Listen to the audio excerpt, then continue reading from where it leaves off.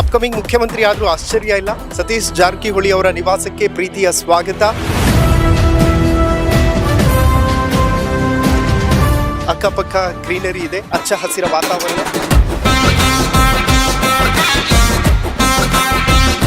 Sir, ಕಾರ್ಯಕ್ರಮಕ್ಕೆ ಪ್ರೀತಿಯ ಸ್ವಾಗತ. Thank you, welcome. ಒಂದು ಕ್ಷಣ ಸಿಎಂ ಮನೆಗೆ ಏನಾದ್ರು ಬಂದ್ಬಿಟ್ನ ನಾನು ಅಂತ ಅನ್ನಿಸ್ತೀನಿ. ತಂದೆಯವರು ಜನರನ್ನ ಭೇಟಿ ಮಾಡ್ಲಿಕ್ಕೆ ಇದೊಂದು ಮೀಟಿಂಗ್ ಅವರನ್ನ ಮಾಡಿದ್ದಾರೆ.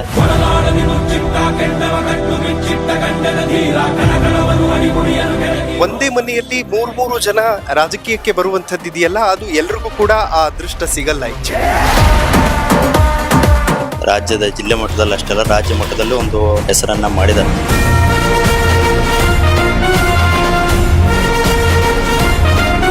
ಸರ್, ಎಂಜಿನಿಯರಿಂಗ್ ಮಾಡಿದಿರಿ, ಕೆಮಿಸ್ಟ್ರಿ ಹೇಗಿದೆ ಪಾಲಿಟಿಕ್ಸ್ ಜೊತೆ? ತುಂಬಾ ಸಣ್ಣ ಏಜ್ ಅಲ್ಲಿ ಜವಾಬ್ದಾರಿಗಳು ಜಾಸ್ತಿ ಆದಾಗ ಭಾರ ಅಂತ ಅನ್ಸಲ್ವಾ?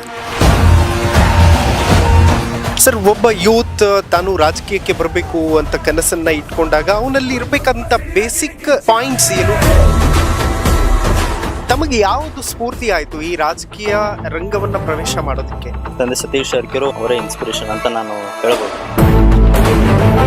ಅವ್ರು ಇಂಡಿಯಾದಲ್ಲಿ ಸೌಂಡ್ ಮಾಡ್ತಿದ್ದಾರೆ, ನೀವು ಬೆಳಗಾವಿಯಲ್ಲಿ ಸೌಂಡ್ ಮಾಡ್ತಿದ್ದೀರಾ ಅಂತ.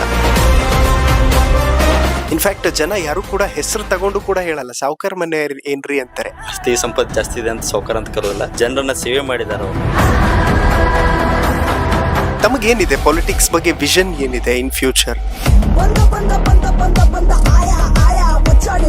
ತಮ್ಮನ್ನ ಹೆಗಲ ಮೇಲೆ ಕೂರಿಸಿಕೊಂಡು ಮೆರೆಸುವಂತಹ ಜನರ ಬಗ್ಗೆ ಏನ್ ಹೇಳ್ತೀರಿ ಅಂತ? ನನ್ನ ಮೇಲೆ ಇಟ್ಟಂತ ಪ್ರೀತಿಗೆ ನಾವತ್ತೆ ಅವ್ರ ಮೇಲೆ ಚಿರಋಣಿ ಆಗಿರ್ತೇವೆ.